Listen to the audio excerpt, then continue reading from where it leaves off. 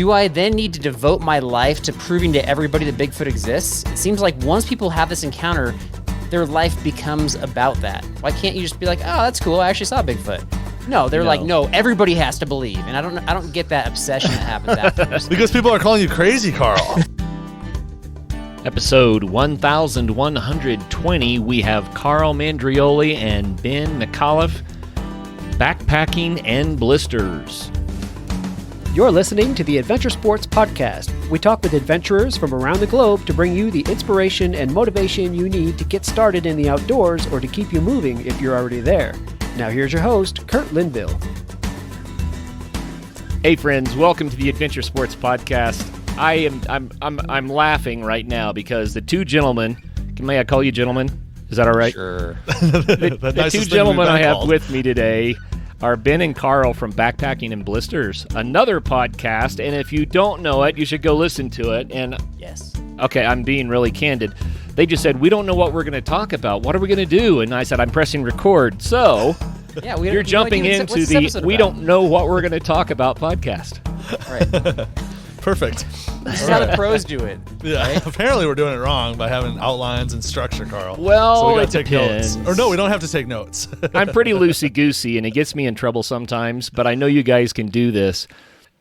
I'm going to throw this out there. I think it's great to let my listeners and viewers know about other podcasts because I trust them to respect the person who shared and to come back. But the reality is, I think that if you take care of your listeners, then they appreciate that allegiance, and they don't forget you. And I understand everybody likes to listen to a variety of content. So let's start by contrasting our two podcasts. We're similar to you in that it's like a story-based podcast, and we have, we say like tips and tales with a sense of humor. Yeah. We're on the lighter side, and we try to be very inviting. We want people to kind of come out and join us and adventure out there with us, and we don't want to make it seem as if, we just want to make it seem accessible. So that's kind of the goal. But yeah, it feels like, I guess our podcast is getting big. If Ben, if we're on the Adventure Sports Podcast, like, it must be pretty big time, right? I think so. I mean, we never know if anyone's listening because, we go off comments and like some people be like, great. And that's it. Yeah. Well, and I don't mind sharing with you guys, calls to action don't go really all that great. The response rate is lower than you would expect. Okay. And it's not that people aren't listening and they don't care, because anytime you run into someone who does, participate with the podcast, they're always just like, dude, it's so helpful. It's been this, and it impacted me and my buddies, and we did that, and wow, and thank you. And I'm like, how come no one ever said that until we bumped into each other? But anyway, I think it's real that you're making a difference. It's just people feel, at least I do. I'll say this. When I'm listening to you on your podcast, I feel like I know you because I'm listening to you. And after listening for so many episodes, hours, however long it takes, you guys start feeling like friends to me. That's nice of you. But at the same time, you don't know me as a listener. Yeah, and it's like a one-way friendship, almost a one-way intimacy. Even sometimes I feel that way with Carl, so I get it. I totally get what you're saying. Very one-sided. Ben's the giver in the relationship. But we didn't get on together to talk about podcasting. Actually, did we? We want to talk about. We came on to talk about because we don't know what's going on. We want to talk about adventure. We want to talk about how we can help people get out into nature and. You guys, I've listened to a lot of your episodes over the years, and you always seem to have helpful anecdotes, might be one way to say it, right? And you actually gave me a list of things we could talk about. I'm going to read the entire list because they're kind of funny. Yeah, go for it. 8 life or death situations you will encounter. That's one subject. Exclamation point. Yeah. Yes. The absolute best national parks for backpacking, and I'm like, really? Well, the reason is I love to visit national parks, but if I want to go backpacking, I go somewhere else. Fair. And that's just me. There's some terrible and ones. For full disclosure, I don't know if I can name 8. So okay. how to intentionally sabotage a backpacking trip. Right. That's our favorite. We always go Maybe that way. we should talk about that one because I have never approached it from that angle, but you could really cause some mayhem. And then top 10 ways people die on the trail. Right. Really? Yeah. Which Sounds dark. Which sounds morbid, but really it's in a strange way meant to be an encouraging topic because how you think or what you're afraid of out there is not on the list. Like your biggest fears, like monsters getting you, the bad guys, the villains out there, they're going to come capture you, like not on the list, not even the top 10. Well, here's the funny thing. I watched someone actually do the top 10 most dangerous animals in the world the other day, and I don't know if it was accurate or not, but I think they're pretty close. The most dangerous animal on Earth is a mosquito. Yeah. Kills more people. That was on your list. That's on my list. Every year and historically. I mean, that's the one that people are like, what? Mosquito? Yeah, I don't want it to bite me, but what? That's what I should be worried about? Correct. Probably a lot more the mosquito than the bear. Yes, correct. So Although there's sick tools brag, that I can take a mosquito. you can take one that has disease. Yeah, I can take a mosquito. I can't take a bear. So Okay. We'll work on that. Well- work on that skill. And full disclosure here, I have interacted with black bears more times than I can count literally, and I'm not exaggerating, and it has to do with where we lived and a bunch of stuff like that. Dozens of encounters. But I've never had to deal with a grizzly, so if I start talking about bears, it's not a polar bear I'm talking about, okay? That's a different animal. Yeah. It's Right. not a Kodiak. That's not what I'm talking about. But anyway. Well, we've had those experiences as well. I've actually had some grizzly experiences too. But you're right. The mosquito is on the list for sure. Okay, well, It's not and number we one have though. It's not the number one way people die. Related to creatures, it is, but in terms of like overall like likelihood of passing away, it's not there. May I guess what the number one is? Yeah, go ahead. I don't know if I'm right, Yeah, no, we'll have some but fun. I think it's exposure and hypothermia. That's on the list. Yeah, but not number one. Ben, Not do you know what the number number one. one is? number one, is it boredom on the trail? I feel like that would be a big one for me. Yes, that is correct. We die of boredom. Yeah, it's falling actually. Oh yeah. Falling. Yeah, falling to your death, which could mean a lot of different things. Like when I go to Yosemite and there's this massive waterfall and people are swimming in a pool just above it as they're about to get swept over, I'm like, well, that's Oh, yeah. probably in the falling category versus the swift water category. Right. But I did that once, but I wasn't swimming. I was walking across the frozen ice above the waterfall. okay, where was that? That was in Rocky Mountain National Park, which is another reason I don't backpack there. But Almost died. guys, my guardian angel worked overtime. I totally started sliding over the waterfall, and Oh, really? I saw a little nub of a boulder, like a half-inch tall, sticking up out of the ice, and I dove for it, and I grabbed it with my fingertips. Wow. And that's why I'm alive to talk to you today. Okay. Wow, I had a near-death experience with the waterfall as well. That's crazy. Did you? Yours. Yeah, mine involved just literally falling into the waterfall, and it involved search and rescue, having to rescue me out of the waterfall before I got swept over the edge. And it was Yosemite Falls, which has 3 drops, and like it was in between the second and third drop. So, or first. Why first did and you? second What, drop. were you like jumping on purpose, or do you just? Yeah. Who doesn't want to jump into a waterfall, Ben? You were like doing Last of the Mohicans or something, like That's right. I will find you, stay alive, and then you just jumped off the cliff. Okay, I so was- the title of this podcast is Things Not to Do. Okay. We found it. Well, yeah, and we Yeah. can talk about sabotaging backpacking trips. That still qualifies with that title, right? Yeah, I think so. There is, let's see, one more topic of conversation is improve your next adventure by bringing these ridiculous items. And I actually heard one of the podcasts you guys did where you were talking about this kind of stuff, and that was very helpful. Yeah. Okay. What's the most ridiculous item you bring when you're out on the trail, or that you The brought? most ridiculous item I bring? Yeah. Boy, I try not to do that. I usually word Then that why did you question a listen to different that way, Carl. The way I word it is, what is the one thing that you take that no one would expect you to take that you Okay. actually want to continue taking on the trail? Yeah. Right. That's usually... No, I've always answered that pretty obviously. I don't like to skimp on my sleeping pad. Okay.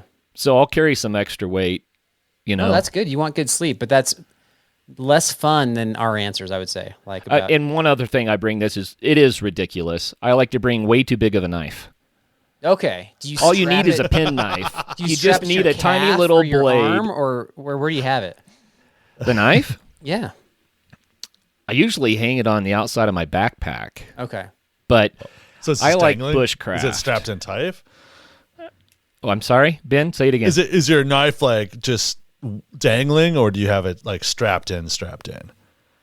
Oh, it's strapped in enough that it doesn't bother me.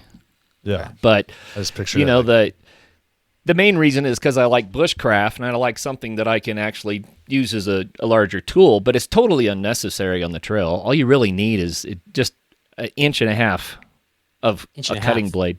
That's maybe not even that much. Thank you. I bring a 1-inch no, you knife. don't. Oh my god! It's in my first Don't aid even kit. bring that up. I just got back from a 10-day backpacking trip with some heavy miles, and I don't think I used it. I only used it one time. Exactly. So Just a Yeah. waste of 1 ounce. it's well- an ounce. Keep in mind, guys, that Travis and I owned 180 TAC, and we sold natural fuel backpacking stoves. Okay. And so if you couldn't split a wet stick, you couldn't burn it. Right. Right. So that was another reason I took something big enough to split small sticks with, because you can always have a life-saving fire if you can split sticks. Okay. And your little 1-inch blade struggles with that. It does. You could carve down into Yeah. some dry wood, but it's hard. But you're talking about like hobbies in the backcountry. If you're talking about bushcrafting, like you're investing your weight in something you're going to use to have fun outside, which is totally legitimate. Where our ridiculous items are, like, we went to Olympic National Park, which is in the Northeast. It's in Washington State, known for Bigfoot encounters. And one of our buddies packed in a full Bigfoot costume and then emerged from the forest. So that's a lot heavier than whatever your knife is. Or one of the things we bring, like, on group trips, where, especially if we're bringing folks that we don't know very well, is I'll bring this like felt thing that I can hang up and make a Jeopardy board out of it, and we'll play Jeopardy and kind of, they get to pick the categories. I come up with the questions. You're trying to save Ben's life because he gets bored to death on the trail. Yes. Yeah. And that's It's all about me. That's what we always that's talk right. about. Is how can we keep Ben entertained? Yeah. You know, guys, I have to tell you this. I used to take young people, teenagers, into the woods in group trips, and I loved it. Absolutely love it. And all you young people out there, keep doing it. It's fantastic. But I took a bunch of city kids who had never been backpacking, and when it got dark, we were way up in the wilderness.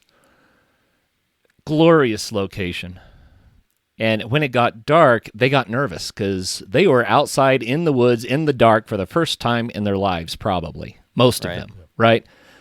And so when teenagers get nervous, what do? They make a lot of noise. They carry on. They start cracking jokes and teasing each other, and it got louder and louder and louder and louder. And I was like, man, they are missing this moment. They're having fun. It probably was a Jeopardy game. They were having fun, but they were missing the moment. And I said, okay, you have to experience this. So we separated into groups and spread out a little bit. I said, I want you to just be quiet for a moment and look at the stars, listen to the night sounds, see if you can encounter what nature is doing around you. And when they finally got quiet, which took a lot of doing, they were so uncomfortable with this. Yeah. The water on the high cliffs on the precipitous mountains around us started freezing and triggering rock slides. Oh. And so we were listening to massive rock slides come crashing down the mountains off in the distance. And they couldn't even hear that because they were making so much racket. But then suddenly their eyes opened up and they're like, whoa, and we started to have a nature experience. Oh, Did awesome. rock slides calm them down? Well, we weren't under the rock slides, thankfully. Okay, wait. Can you do an impression of yourself trying to get them to be quiet, trying to get teenagers? Were you like, everybody quiet? Or the whistle. like, enough out of you? Yeah, or whistle. Yeah, what'd you do? Yeah, I've done multiple things and I'm no good at it. I used to be a teacher as well, and I wasn't good at it then either. But I'm not sure about that. if you're in front and they're looking at you, you can just quit talking. Okay. Oh, okay. Yeah. And if they have any modicum of respect, they will eventually quiet down and say, why are you not talking? Yeah, big if, though. So that actually is a. I'm laughing because it didn't work for our Jeopardy game. Carl stopped talking, and Yeah, the all of adults us just kept on arguing. like stare at them. You're like, hey, we're trying to play the game. Yeah, that Right. doesn't work. Doesn't work. We're trying to have fun, guys. The whistle, though, Ben, I think the whistle's pretty good. Yeah. Because it's a different kind of noise. You're not trying to scream over anybody. It's just you make a noise and they look like, what was that? And you say, hey, wait, I've got something. I've got something right here. For Any sure. chance that whistle created the mudslide? Well, it would be possible. We could trigger avalanches and everything else. You never know. But It was a beautiful experience. And you know what? The kids were very, very uncomfortable. But isn't that why we go backpacking and go into the wilderness? I mean, it becomes our home. It's my home. I'm sure it's your home. But at first, it's so we can learn. We can have a different experience. I mean, people are talking about going to Mars. They've not even been into the woods here yet. Yeah. If you want to have a different experience, go encounter nature. Wait, so are you anti-Mars exploration? Is that No, what I'm all for it, Okay. but I do believe it's a suicide mission, and I don't want to volunteer anyone for it. Okay. Are you familiar with the face on Mars, and what are your thoughts on that? What do they call it, Caledonia or something? Yeah, you know what you're talking about. I think it's a trick of the light on a natural feature, and it's really cool. Okay. You know. What about the pyramid in Antarctica? Have you looked at that one? I gotta look that one up. It's very convincing until the sun changes its angle, and then it's a mountain again. Right. But the one on Mars, they re-released a picture. They said that they had a picture from a different angle that reveals it's not really a face, but then NASA never actually released that picture. They just said it. And then later they released the same picture, and it had been visually manipulated with Photoshop, and text proved that it was visually manipulated. So just something to think about. And it looked just like Ronald Reagan. This is why we usually have an outline, Curt, so we don't go off on these tangents with Carl. Well, you guys gave me an outline more than we could cover in 5 shows easily. For sure. We just give you topic ideas, but yeah. We had a CIA guy on our show recently, and he was talking about the most difficult places or the most dangerous places to go backpacking in the world, the most dangerous countries specifically, and we were asking about all this conspiracy theory stuff. So yeah. If you want more secrets, you can dig into that episode. That was a good one. Well, I have fun with that stuff, but I'm not someone who just I'm not the true believer, but I think it is so fun to explore. And here's my perspective. We'll go back to Bigfoot. You already brought him up. Yeah. And her. They're actually 2 genders of big feet. Or Bigfoots. I would be so happy. I think it would be such a glorious thing if someone had absolute proof. If we could say there was a giant bipedal primate that was so elusive that it managed to not be caught, not be shot, not be taken by camera in a truly convincing way, with all of the millions of people that are traipsing through the woods with high-quality cameras these days strapped to their hip. Everybody has one. Right. Where's Bigfoot? I want Bigfoot to be real because I think it would be great for nature to kind of say, hey, look what I can do and you can't. Mm-hmm. Yeah. I think it'd be awesome. I think so too. I will say this though. So I was in Sequoia National Park a couple weeks back, and I was with my wife. We were finishing up the trail, and in the parking lot next to our car was a black bear. Yeah. And my wife's, semi panicking, but I have an unhealthy lack of fear of wild animals. So I was like, I'm going to get after this stinking black bear.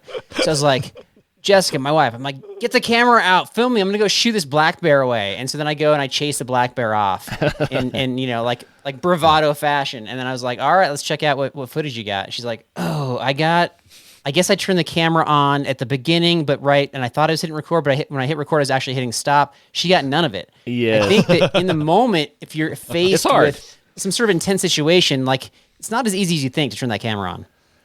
Well, if Bigfoot walks up to me in the woods, I'm going to say, dude, I've been waiting for you for so long. Sit down by the fire. Let's have a conversation. Okay. That works. And actually, I've had similar situations walking up on people in the woods. I wasn't sure if they were big feet or not. But anyway, They invited me to sit down and have a conversation too. I appreciated that. People that were dressed as Bigfoot invited you to have a conversation. No, they were just hairy guys. Just hairy people. Gotcha. Enough. Here's what I understand about it, because we have a lot of fun talking about Bigfoot periodically. So if I'm out on the trail and I see Bigfoot, like I truly like that is Bigfoot undoubtedly, whether I get him on camera or not, like I'm convinced I just saw Bigfoot. Yeah. Like that's cool. Do I then need to devote my life to proving to everybody that Bigfoot exists? It seems like once people have this encounter, their life becomes about that. Why can't you just be like, oh, that's cool, I actually saw Bigfoot? No, they're like, no, everybody has to believe, and I don't get that obsession that happens afterwards. Because people are calling you crazy, Carl. They're literally calling and you I wouldn't crazy. tell them. I'd be like, whatever. Yeah. I think I was just joking about that. Like, we had the guest on that thought she saw it. Remember? Yeah. She was and she didn't call her crazy. No, you did, I guess. Well, I might have, but she was like, I went back. I didn't have anything to prove. So yeah, we totally people get kind of crazy with that when you call them crazy. Well, the ones that I am most impressed with are the ones who don't want to talk about it. Never wanted to talk about it. There's like, I had an experience. And if you draw it out of them, then you're like, wow, that's pretty weird. Yeah. It's hard to find those people because they're not talking about it. You don't know. But I've had experiences in the woods that I can't explain. Have you guys? Okay. We've had like weird experiences. I think they're all explainable though. I don't know. Yeah. Well, now you got us curious. What, like, give us one of those. Besides hairy men, what have you experienced? Okay, here's one that I was delightful, and my son tried to explain it the other day, and he's probably right, and I'm disappointed because I loved it so much. Okay. We were at a high alpine lake. We'd just a day hike trip in, so we were probably 5 or 6 miles in, and this beautiful pristine mirror of the lake would suddenly get little ripples that would shoot across the lake at a pretty good speed, like a meter a second. I mean, pretty good, pretty fast. And they were leaving a wake on the water, just like an eagle had dragged its foot across the surface. The thing was, there was no eagle. Right. There was no wind to cause it. There was no bug on the surface to cause it. And it wasn't a fish.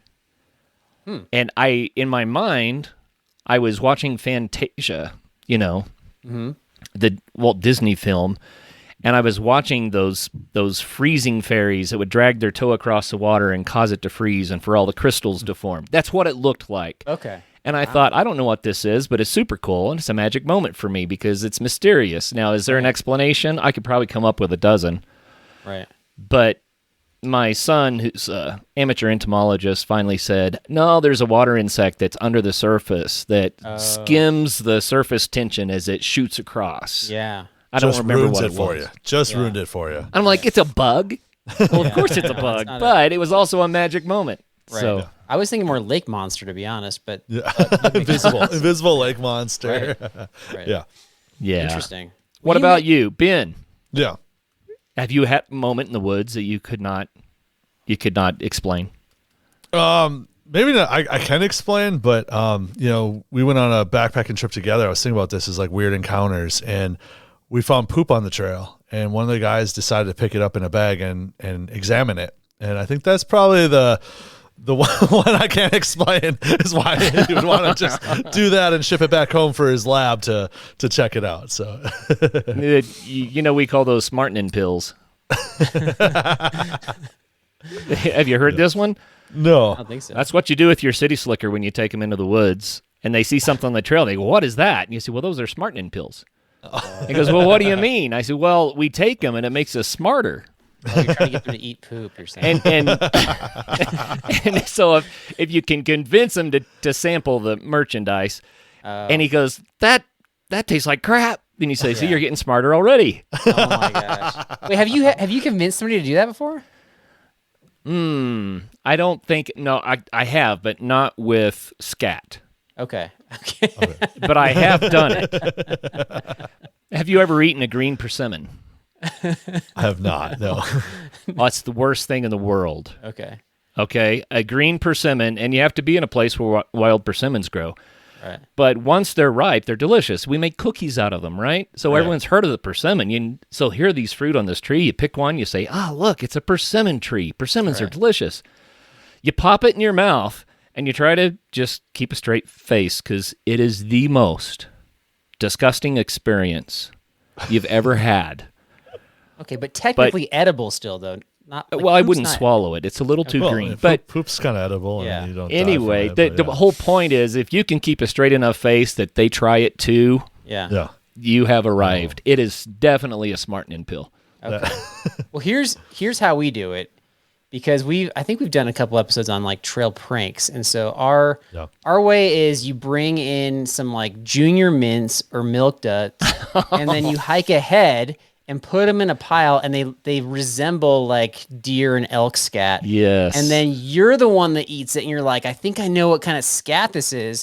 You're trying to convince the newbie, and then you eat it, and then it grosses them out, and then you can decide whether or not to tell them that it's just candy. But All right. the only that's a problem good is one. when you forget what pile you left the junior Yeah, mints in. that So is you a gotta be kind of And so, Carl, based on that, what is your trail name?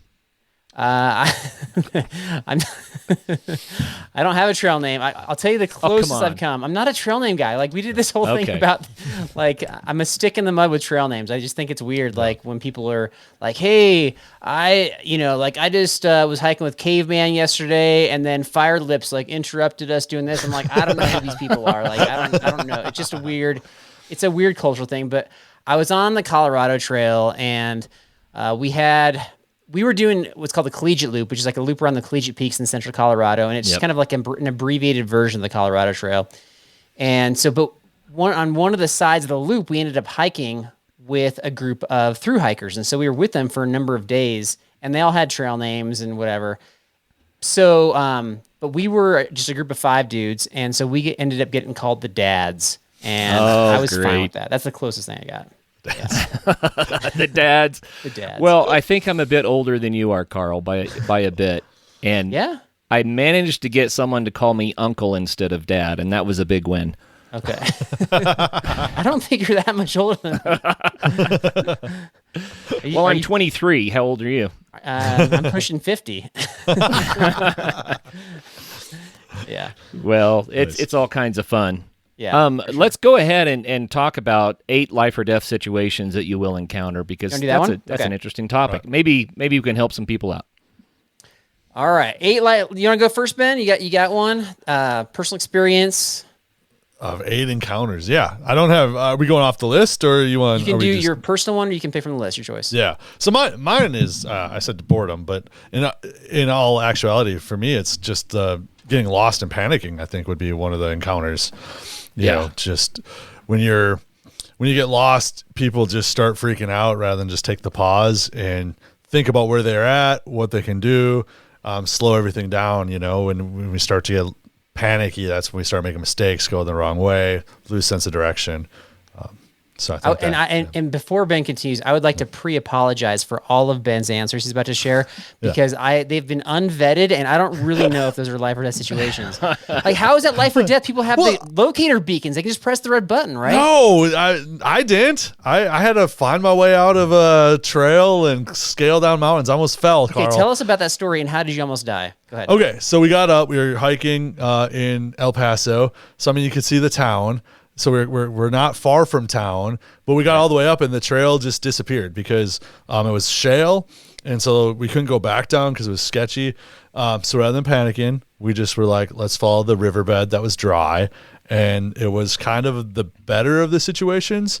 We didn't have self-service. We just decided to come down, but we had to climb down like 10-foot like kind of waterfalls that probably existed at some point. So kind of one of the sketchier moments of our time So you were like hiking. you weren't really lost if you're like semi-lost, but the danger was you're off trail trying to do dangerous maneuvers. Yeah, because you couldn't go back down the way you came. You had to find out how to get there, and you could see the town, but how do you get there? You know, so Or you could just press the red button and the helicopter. we don't have the red button. I know, like you carry it all the time. You press it when you're at Costco. You know, when you just want to find your wife and get out of there. But The red button's on your phone now, buddy, so I think you can press the red button.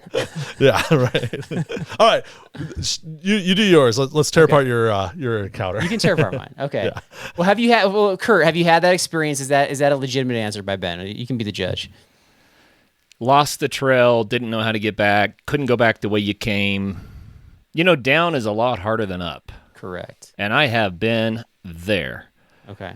I was free climbing a cliff in the wintertime, and I ran out of handholds and decided that without a rope it wasn't worth it. So I started to try to go back and realized all the handholds are like the one-way kind. They're not really there in the other direction. Uh-oh. And there's ice, and my fingers are freezing, and I've lost my sense of touch, and I'm like, I can't even feel a rock anymore. And there is a gal with me, and I said, stomp around in the snow, because it was a boulder field. I said, stomp around in the snow. I need a flat place where I won't break my leg, because I didn't want to go between two boulders and snap, That'd be no good. And so she tromped around in the snow, and I tried to down climb until I fell, and then I launched myself to the place that she pointed at. Okay. How did you land? Like, did you land like in your legs? On my feet. Or like... Yeah, on my legs, my feet, and I like twisted my knee and got up and hiked out. I was okay. But I've been there, Ben, where down doesn't work anymore. Yeah. So I say that's legit. Yeah. We actually learned about a solution for that if you have that like experience again. So if you ever watched the movie First Blood with Sylvester Stallone, Jump on the tree. Yeah. We had one of your guests on the show. You had Moose Mutlow on. Yep. The search and rescue guy, and we had him evaluate movie scenes. We actually haven't released this episode yet. Anyway, and so he said that one was actually like a legitimate. Yeah. Like you probably get more marked up than what happened to Rambo, Right. But that was a legitimate way to get down. So. Well, there were no trees handy, but I would have tried it. I have done that before. Yeah. Okay. Oh, okay. I got one The follow-up cliff was question. not that high. What is that, Ben? I had one follow-up question. That's the second time you share a story where you're like in ice and snow. Like, are you still going during the winter, or like there's other seasons to hike that are probably a little more favorable? Well, I would say it this way. I've lived at altitude for over 20 years. And if you're going to be a fair weather hiker, you've given up maybe 2/3 of your year. Gotcha. That's fair. Yeah. Right. So, but as a full explanation, I also started taking my sons and nephews and whoever wanted to go on winter camping trips and snow caving trips and stuff like that. So we did quite a bit of winter things just to see what it was like and learn the skill set that keeps you alive. Yeah. Which, by the way, I said exposure and hypothermia, remember? Yeah. So- that was my winter camping. We made it till 9:00 and then burnt all our clothes, pillows, shoes, and then we're like, we're out of firewood, we're heading home. So, But you're more likely to survive in the winter because there's no mosquitoes, right? So Hey, not only that, there's a truth. There are some things that are safer in the wintertime, and one of them is lightning storms.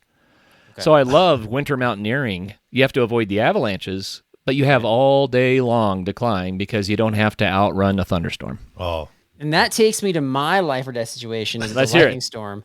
Yeah, that's the one because I've experienced this 3 times now, and really, you're very unlikely to get struck by lightning or much less die by lightning. I think there's like 8 people per year across the country that die by lightning, so it's unlikely.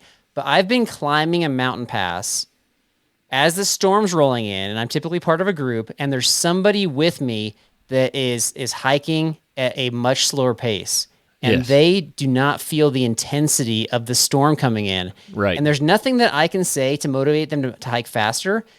There's times when they'll straight reject me from like trying to take, gear out of their pack, whatever. They're like, I'm fine. I'm like, no, you're going to die because there's lightning coming and we got to get over the pass. Yeah. And they're a little bit more casual about it than I am. You can picture Carl and them going at it as Carl's trying to take his backpack and throw it off the cliff. So they can hike out. Yeah. I mean, it comes to that point. Right. And sometimes it's just like a quick storm or whatever. But sometimes like if you decide, look, you're just not going to make this pass. We got to hunker down. You could be hunkered down for hours, and that's you never know. If you got miles to go before camp, that's not a good investment of time. So I'm always on the I calculated risk side where I want to go for the pass. And I found myself in this situation 3 times, most recently just a few weeks ago, and I don't know that I have a good solution for it other than just let's just get after it and go. Everything I've tried, motivating, taking gear away, trying to explain the situation, none of that works. They just kind of slowly plod towards the pass, and I just feel like they're putting me in danger. What do you guys think? That's dangerous.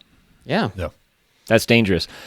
I've interviewed a few guides recently, and one of the things that they talk about is how to make the group decision and to call it, because people disagree. People have different modes of wanting to encounter things and tolerances for risk. And I'm like, yeah, that's a skill set to be able to call it and say, we're not doing this. Yeah.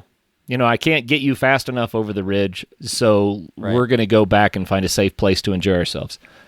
Right. Yeah. And I'm not a strong enough leader to be the guy, I'm not the type A guy who's like, you will either hike at twice the speed or we're going to go dive in these bushes. Decide now. I'm not the guy who's going to do that. Well, and it's hard because when you're with adults, you kind of feel like they could take care of themselves at some point, but you're also responsible. It's a really weird dynamic that we talk about quite a bit on the podcast with. Right. Adults make their own decisions. Yeah. And you can even say that, look, I'm calling it. This is not going to happen. Let's be safe. And they can say, no, I'm going to keep going because I don't believe you. And so you have no control over that. Yeah. Well, Ben. Yeah. You said that you guys have talked about it quite a bit on the podcast. Most recently, when we talked about it on the Adventure Sports Podcast, it came back to establishing the decision matrix before you start the hike. That's I'm with adults here. We can all make our own decisions, but if we disagree, what are we going to do? And you have the conversation before you start. Right. Yeah. Because it's not embarrassing at the trailhead. Right? It's embarrassing on the mountain. Yeah, Carl ran into that where I forget what trip it was, but where they wanted to go find a river or something, and basically half the group wanted to split and have a mutiny. And that's the kind of leader I am, where people feel comfortable having a mutiny. Yeah. Wow. Yeah. Well, there's something to it. And, I've been blessed in that I've rarely worked with a group where we came into that, real strong tension. Yeah. There was one climb where we're trying to traverse a ridge, and there was a newbie that didn't know how to do it. And he got terrified, and a grown man started crying. Oh, okay. Shaking and crying and trembling, and his buddy, the one who brought him, let's go, what are you doing? Calling him names, and we can do this. And I finally had to call it, and it was very uncomfortable. But I said, listen, you are up for it, he's not. You're experienced, he's not. I'm not risking his life for you. Right. I'm going back. Okay, so the whole group went back at that point. The whole group went back, and he could have kept going, but it would have been very unwise for him to do so. Yeah. But, I did call it, and it wasn't a complete mutiny. Right. But it's close. The only time I came was we had a mission trip, and I was like, you guys are on your own, but we were at the airport. It was the last day. I was like, you guys might miss your flight finding a bathroom, but I got you as far as I could. So they might still be in Miami for all I know, There you go. Right. But it sounds like you're a pretty good leader there, Curt, on the trips. And a lot of the ones from my list are from years ago when we were still trying to figure out how to be good leaders on trips. And so, and a lot of times, so one of the guys we invited just has a problem with authority. And it's not even that anybody's all that authoritative on the trip. It's just he just knows better than everybody else. So, and so a lot of the problems that we've found, can kind of be sourced back to this one person. So Ben mentioned the mutiny trip. He was a guy who's I feel comfortable trying to lead the group into a dangerous situation away from the game plan. And so once we figured that out, what you're saying is the solution is you just get everybody to agree. And so one of his problems was he would intentionally leave gear behind, critical gear. Oh. And because he's I don't think I need this, right?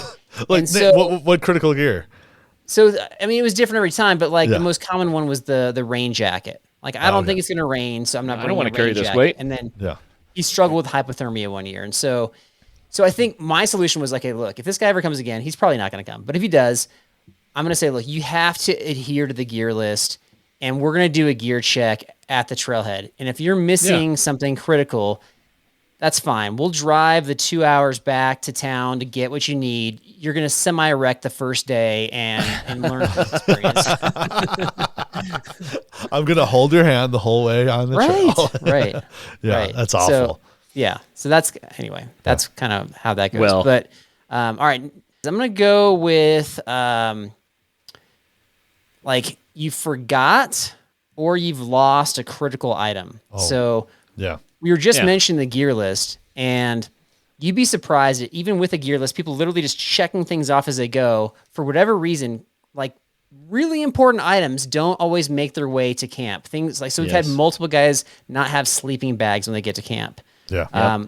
I had this one I figured out at the Trailhead, but like I had all of my my backpacking clothing packed in a duffel bag before a trip that involved my family, and my daughter, who was a lot younger at the time, was going through the car, and she's like, I don't know what this duffel bag's here for. And so she, unbeknownst to me, yanks it out. So we drive the whole way. Oh, boy. And I have my work clothes ready to go backpacking. And so you just never, so for whatever reason, like, I don't know, your kids can pull a sleeping bag out, like to make a blanket for it. They're like, oh, this is really warm and cozy. Like, you don't know why it comes out, but for whatever reason, we've had people not have sleeping pads, not have that insulation, not have sleeping bags, critical items not making their way to camp. So mine was tent poles. We went that winter camping trip. We didn't have tent poles because somebody didn't pack the tent with the tent poles, right? And we didn't check before we went. We just like, it feels like it's all there. So yeah. And we had stupid mistakes. Yeah. To that point, they had a backpacking guide. Like, he's a guide, and he came on our show, and he split the tent between him and his buddy. And his buddy, at some point on the trail, like the tent poles maybe got caught in bushes. They got yanked off his pack. They arrived at camp in a dangerous spot without the ability to put a tent up. So that's my next one on my list. Yeah. One thing that we usually take is a lightweight emergency blanket tarp. And the reason for that is if the tent doesn't work, you can just burrito yourself inside of that tarp, and you'll get through the night. It can save your life, and it doesn't weigh much. So why not have a backup, right? Yeah. Right. Because you don't want the weight in your pack. I'm a firefighter. We got to fire camp at like 3 o'clock in the morning, and we all set up our tents. And we look over, and there's 3 guys cuddling together, just just right outside the woods. And I'm like, those guys are like, I can't do that. I need my tent. I know. I'm like, I need my tent. I want to feel safe. Like, that little bit of screen just makes you feel so much safer from bear attacks or birds or whatever. So doesn't the forest fire keep you warm though? Well, we're far away from that, but yeah. Well, just tell them to hike closer to the fire. It's so much better there, right? We did that the next night. Like, we got up there, my daughter, who's on the fire department with us, got cold, and we just pushed her towards the embers, and we're like, yeah, just hang out here. You pushed her towards the fire. That's good fathering right there. Yep. He did say embers in his defense. Yeah. Wow. But that is that's on my list, is the heat stress, because that's something I deal with a lot. Is I can deal with cold, but heat, I feel like I never get acclimated. Even living in El Paso and 110 degree weather, we'll come up. I'm in Northern California now, and we'll do a hike, even a day hike, just for a mile up 1,000-foot elevation gain. And some days that can just crush us, where we can usually do that hike in like 24 minutes, and some days it's like 42. It just is that your next life or death situation? Is heat stress? Heat stress. That is mine. I just said that. I said my next on my list is heat stress. Okay, you're saying it's causing you to double your hiking time. It is, yeah, because it just slows me down. Like, I'm taking breaks in the shade. We did a hike in Tucson with my different daughter. This is Father of the Year award here. I shared this on the podcast, but we didn't check out the hike ahead of time. We're just like, oh, it's a simple route. We saw a 3-year-old on the trail. I think they only went like 10 feet in, and it got 117 degrees and dicey because there was no shade. We had one water bottle, small water bottle between the both of us, and I wound up running ahead to see how close we were to the car. Thankfully, we were close. Got the car started. My friend quick ran with my daughter. We went to Walmart and threw her in one of those ice chests that holds all the ice. But yeah, that for me, I think heat is where I don't think of it. It's just like, we're gonna hike in it, but how do you prepare? How do you worry? Do the right things. Right. Hydrate ahead of time is probably the thing I don't do. Well, I'm big on hydration, but guys, I have spent most of my adventuring at altitude. Like I said, cold weather is my domain. And I drove through Needles on the way to California, and the temperature is 119 on the car thermometer. And I was terrified. I just thought, if someone dropped me in the middle of the Colorado Rockies in the wintertime, I'd be okay. Yeah. Throw me out of a helicopter, I would make it back. But you throw me out in the desert out here, I don't think I'd last 24 hours. I do not know what to do. I am so ignorant. Dig a hole maybe and just wait. I don't know either. Stick your thumb out. Yeah. Right. Well, heat stress is terrifying, Ben. Yeah. I feel like you can't escape it. You can get warm in the cold, but how do you get cool in the heat if you don't have... what do you do? Yeah. That's why he threw his kid in like one of those ice cabinets that stores all the bags of ice. Like, that's what he's talking about. Like, he put or inside that ice closet, right? I don't know what you call Cool that down. thing. Yeah, I No, don't that's either. for real. Yeah. Yeah. And I guess, on the PCT, there are places where you could get into that kind of trouble, I think. Yeah. I think on the Continental Divide Trail, it's very unlikely. You could probably get heat exhaustion, though, pretty easily on the Appalachian Trail. It depends on the part of country you're in. Well, even without heat, you can still get the dehydration, and it turns into heat. Yeah. We interviewed Jeff Peltier, LTA. and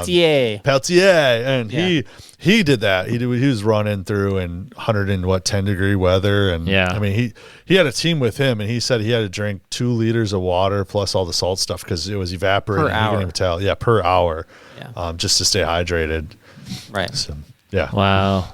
Right. So if you're talking about getting dropped in the middle of the desert without a water source, like that's Yeah. not what you want. That's terrifying. It's not a good, Yeah. good scenario. We don't like that scenario. Yeah. Well, here, I'll throw a scenario at you, at both of you. You tell me how you'd handle this one, because I think there is a solution to this one. All right. But if you go backpacking long enough, mountaineering, whatever, and you're in the mountains, not even in the mountains, but you're just out in the wild, at some point, you're going to have an animal take your food. Get your food, eat your food. It may not be a bear. It might be a critter. But at some point, you're going to have your animal Chipmunks. get a hold of your food. Yeah. And if you're far away from, civilization, trailhead, whatever, then you're stuck without food. Now, it's going to take a long time to die of starvation, but it's a critical situation where you've got to exert yourself very, hard to get those miles back to the trailhead. So what do you do if you find yourself without food because of the animals? Is there 4 people in the trip? Because 3 might make it back. The assumption is that nobody has the food or that you have very minimal food at this point, Right. regardless of the group size. Oh, yeah. Curt, you go first. Well, we were, I don't know, like 4 days into a backpacking trip that was so remote that we didn't see another soul for 8 days. But one morning, the bear had left his scat right under the bear line. And I was like, wow, I'm glad we put that up correctly. Right. Because I thought it's a 4-day hike out of here. Yeah. And we would have been in that very situation, no food. Obviously, you can make it day after day after day on water alone if you move slowly and take care of yourself. But the it's hard breaks. to exert yourself without fuel to burn. So Right. I taught my kids wild edible plants, Okay. and we know how to fish without a hook. Okay. And there are ways, and we've sampled things as we hike through the woods just to make sure we remember what's going on. And one of the games we play is I'll just say, okay, how many edible plants do you see? Just wherever we're standing at the time. And usually we can come up with 6 or 7 Oh, nice. You can be a wherever we salad. are in the woods. That's not in the middle of the desert at 120 degrees, though. Yeah, yeah. I thought this is where the smartening pill came in. This is how they came up with the smartening Yes. pill game. You and your family are well more prepared than I am. Cause Yeah, I I know a would've been couple, lost, but I yeah. wouldn't assume that they're near me at any point. So I can't even identify poison oak still. So yeah, Well, and you got to be careful, right? Yeah. Because there are a lot of lookalikes, right. and that's a little bit terrifying. Yeah. yeah. So My rule of thumb when I start shoving plants in my mouth is if it tastes like poison, just spit it out. I don't know if that's a good. Well, there you wise go. thought, but that's what I do. I'm thinking about Ratatouille at this point. Good. Spit it out. Pretty much. Well, if you yeah. do small quantities, Carl, then it's better. If it's poisonous, you Just a adapt to little- it like Princess Bride. You Just a little bit of poison. Yeah. Build build up up your an immunity. Yep. So yeah, I think that your scenario, you sound better prepared. So maybe that's not even in a life or death situation for you. But yeah, if you're talking about having to exert yourself, well, one way to reduce the exertion would obviously be to ditch your gear. Just bring essentials Yeah. to make it out, right? You don't have to worry about carrying your food. Yeah, that you've already lightened your load that way, right? But the other thing is your scenario, which kind of played off of mine, involved you being alone. And unless you're traveling off trail, like you tend to be pretty likely to run into somebody at some point. And so you have to be humble enough to be willing to beg for food or know how to ask Yeah. politely for food. And I've been in that situation where I've had to do that, or even ask for water if you're out of water. People don't always say yes, strangely, but if you ask enough people, eventually you run into somebody who's nice. And yeah, if I've been asked plenty of times, and I'm always happy to give. So, yeah. So I think that's a realistic situation. Yeah. But it's humbling. I think we need to cycle back to Bigfoot because you always have that option. Bigfoot will bring you food if you can find one and you're nice. They know how to find food in the woods. Okay, I didn't know we were going to get into this. Bigfoot will bring you food. What we know about Bigfoot from watching shows is that Bigfoot likes to take your food. Like if you have apples, Bigfoot's really into apples. And my other co-host, Derek, like he lost a bet one season. And so on that same trip at Lincoln National Park, he had to go into Bigfoot territory and wear an apple necklace. And Bigfoot, so he made it out alive, though. He did make it out alive. Yeah. Made it out alive. Right. It's such a puzzling thing.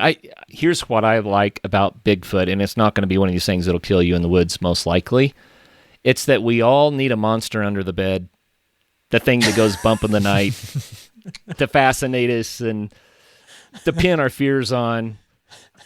And Bigfoot has always been mine. I just love that. Nice. The idea that, the 9 foot tall, big, hairy thing is going to pick me up and carry me off. I mean, that's like, wow, that would be something. Yeah.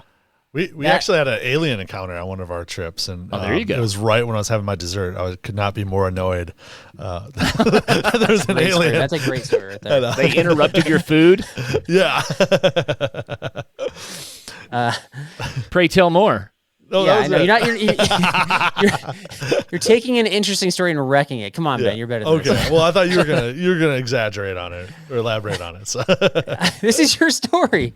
All right, it was one of our trips, and one of our guys dressed up as an alien started making a whoop noise, and there you go. Yeah, he wanted to do it at 3 a.m, but then he realized everyone might be more mad waking up to sleep, so he did it around dinner time. But it was fun. That's what we bring on the trips to keep me from getting bored. Yeah. This was somebody in his 70s, and this was at nighttime, just to clarify. And so he was trying to get a reaction out of everybody. And I don't know that the whoop sound really made people think of aliens, but it was fun. It was fun. I feel bad for the people camping next to us because we had piñatas and aliens and all that. So it was summer camp all over again. Pretty much, yeah. Wow. And back to your point, Curt, about everybody wants the monster under the bed or the scary thing. Like a lot of people, I mean, I've been on backpacking trips where people just straight up cannot sleep. They think that at any point like a mountain lion is going to tear through their tent and get them. But none of these things, Bigfoot, monsters, bears, mountain lions, none of these are in the top 10 ways you're likely to die on this trail. Right. Just want to clarify that. We had one guy, he fell asleep in the back of his pickup truck and woke up to a bear just scratching him. So that's his encounter. Like he didn't die. It just, the bear was just curious, smelled something and did it. So you literally piggybacked a story that undid exactly what I just said prior. Oh my gosh, no, because he made it out alive. He was calm people down about going outside. You're like, well, actually, bears can wake you up by scratching you. Yeah, but he was not in a tent, so there wasn't the barrier, and it was just middle of nowhere. So yeah, I'm just letting people know that the worst that happens sometimes is like a bear's there. So don't worry. Try to get people outside, and Ben's like, actually, you might want to stay inside for a while. The microcloth. I don't want people in the woods with me, Carl. I want people, less people. I want to enjoy nature. I got to tell you this one because it's going to defeat your tent story, maybe. Oh, don't tell me because I like my tent and that's my safety. we backpack with tarps a lot instead of tents. Okay. And I have multiple reasons for doing this. For one, you can have a very light setup. For another, I love to be able to see out. I want to see the bear. Mm-hmm. Oh. If I hear the bear stomping around my tent and I can't see him, that's really the monster under the bed for me. But if I can watch him go by, then I'm okay. I see what he's up to. One morning, I woke up to some noises, and I looked up, and there was a female moose and her calf. I'll get this right eventually. Right. And they were in our camp, and so whispering, we're in under the tarps, right? Yeah. And whispering, I just kind of nudged my sons and woke them up so they wouldn't trigger a panic or something.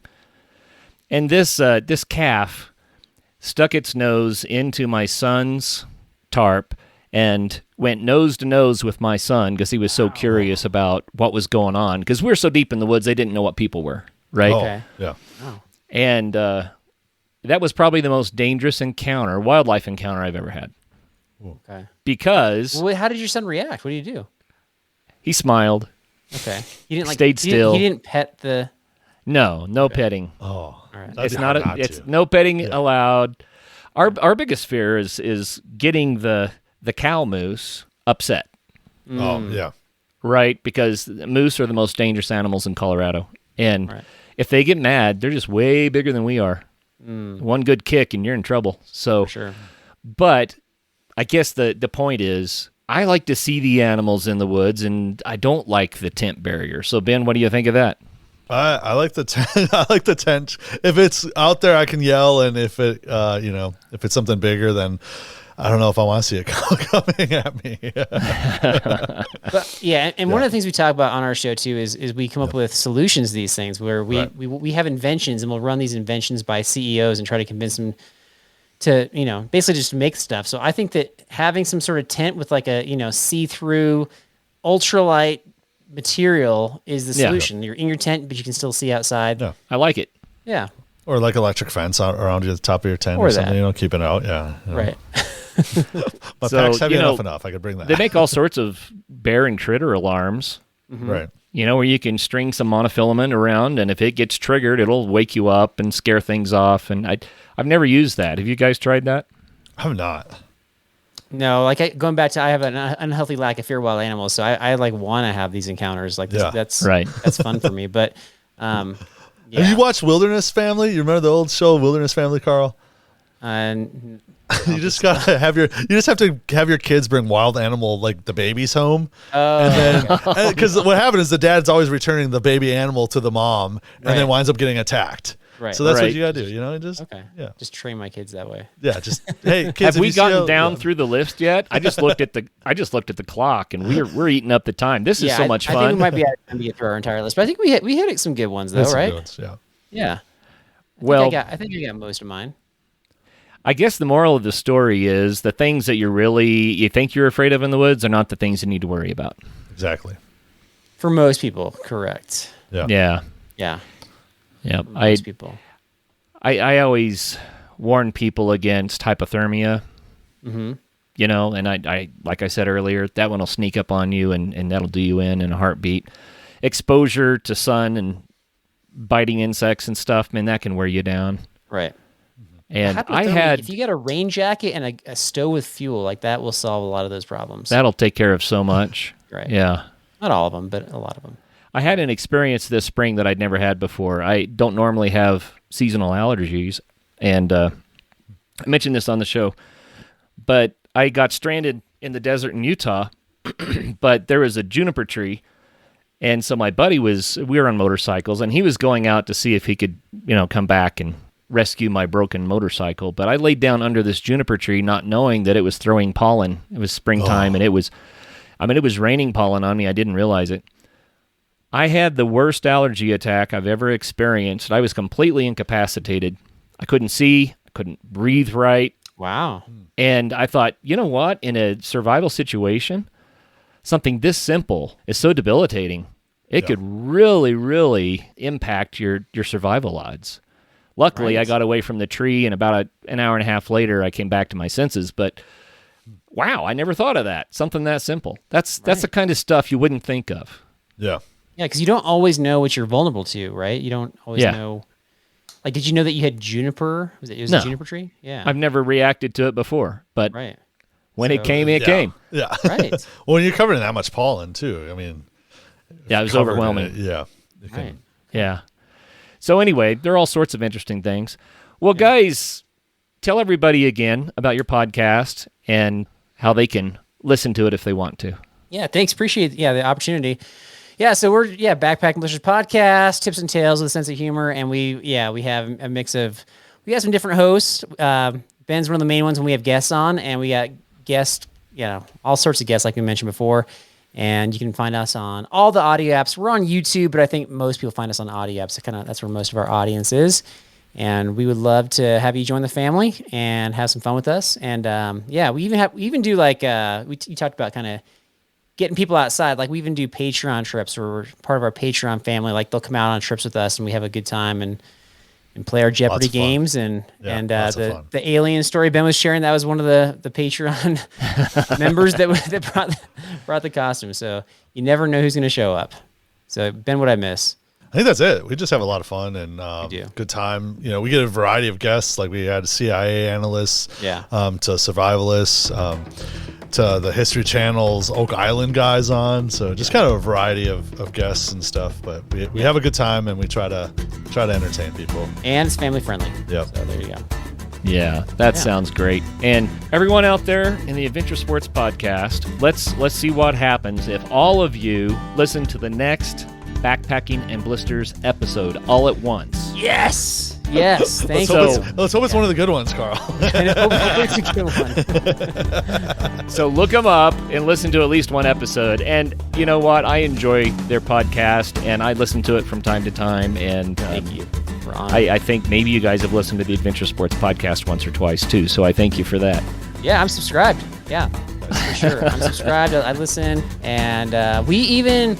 Yeah, you've even inspired some of our guests. Like we mentioned earlier, Moose Butlow came on our show, and I hadn't heard of him before until he was on your show, and I was like, oh, he's really compelling. So your show's been an inspiration to us for sure. Well, very, very cool. Yeah. Well, guys, thanks for your time. That was fun. Thank you so much. I like it. Appreciate it. All right. Well, I guess we better wrap it up because it's getting long. But hey, this is what adventure sports. It's what they're all about. It's the interactions with other people, the social time together, the fun, the storytelling. So make sure that you find your sport and get out there and have some fun.